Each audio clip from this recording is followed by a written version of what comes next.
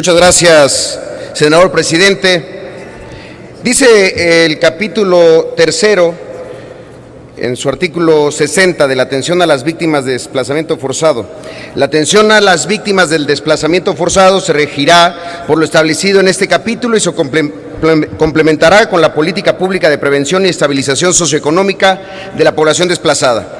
Para los efectos de la presente ley, se entenderá que es víctima del desplazamiento forzado toda persona que se ha visto forzada a migrar dentro del territorio nacional, abandonando su localidad de residencia o actividades económicas habituales, porque su vida, su integridad física, su seguridad, sus libertades personales han sido vulneradas o se encuentran directamente amenazadas. Eso dice la Ley de Víctimas y Restitución de Tierras de Colombia. El país quizá más emblemático respecto al fenómeno, no a la población de desplazamiento interno, al fenómeno de desplazamiento interno que ha habido en la región y quizá en el mundo. 1/3 de la población colombiana llegó a estar desplazada en cierto momento. Por eso estas reservas, porque en la ley no queda todavía claro qué entendemos por desplazamiento y tampoco queda claro que el desplazamiento es siempre forzado. Esa palabra hubiera sido extraordinaria tenerla. Yo también reconozco, como muchos que han pasado por aquí, el trabajo de las comisiones. Reconozco que el tema por fin haya llegado a la legislación mexicana, pero no puedo dejar de insistir en dos cosas. Primero, la definición de desplazamiento. Segundo, el establecimiento permanente que el desplazamiento siempre es un fenómeno forzoso. ¿Qué entiende el dictamen? Veamos críticamente este dictamen. Hay 7 menciones al desplazamiento interno forzado en el dictamen que acabamos de votar. Y en ellas, en cada una de las menciones, el artículo 7, por ejemplo, que habla de las víctimas y sus derechos, se habla de personas en situación de desplazamiento interno, no forzado, desplazamiento interno nada más. Y se comparan en ese mismo artículo y en esa misma fracción a la infancia, a los adultos mayores, a la población indígena y a las personas en situación de desplazamiento. ¿Por qué es relevante esto? Porque ahí está el error. El desplazamiento es un fenómeno, el desplazamiento forzado es un fenómeno, no es una población en situación de vulnerabilidad. Es decir, déjenme ponerlo de una manera, hay víctimas que se desplazan, pero también hay quien se desplaza y en ese momento se convierte en una víctima. Y me parece que eso sigue sin estar claro aquí en el dictamen. En las otras menciones que se hace sobre el fenómeno, se establecen las víctimas del delito de secuestro, desaparición forzada, de otras formas de privación de la libertad, y nunca se menciona el fenómeno de desplazamiento en el artículo 7.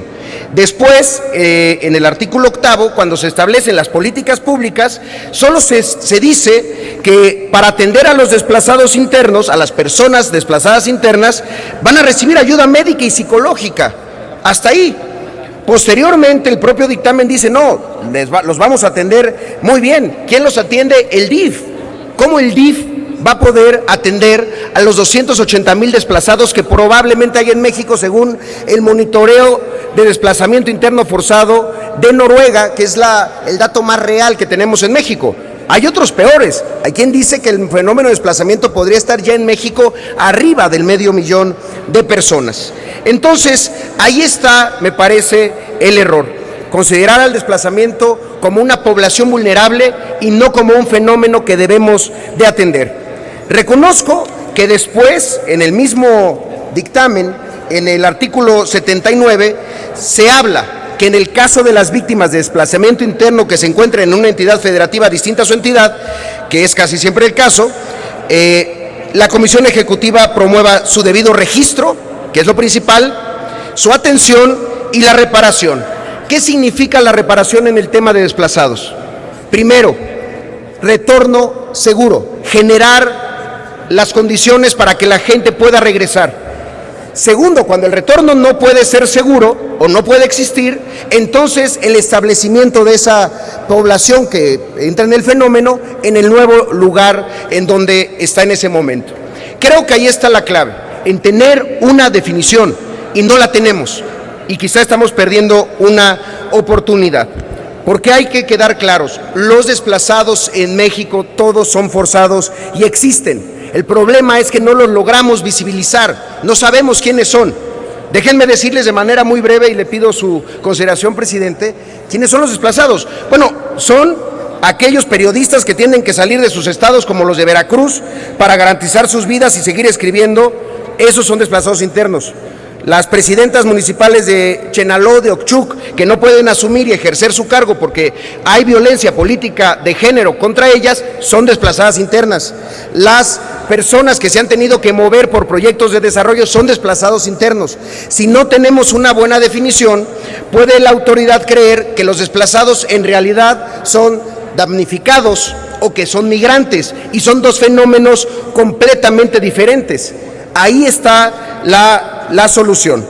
Mi voto en el dictamen fue a favor por una razón, porque creo que esta puede ser el punto de destino hacia donde debemos de caminar.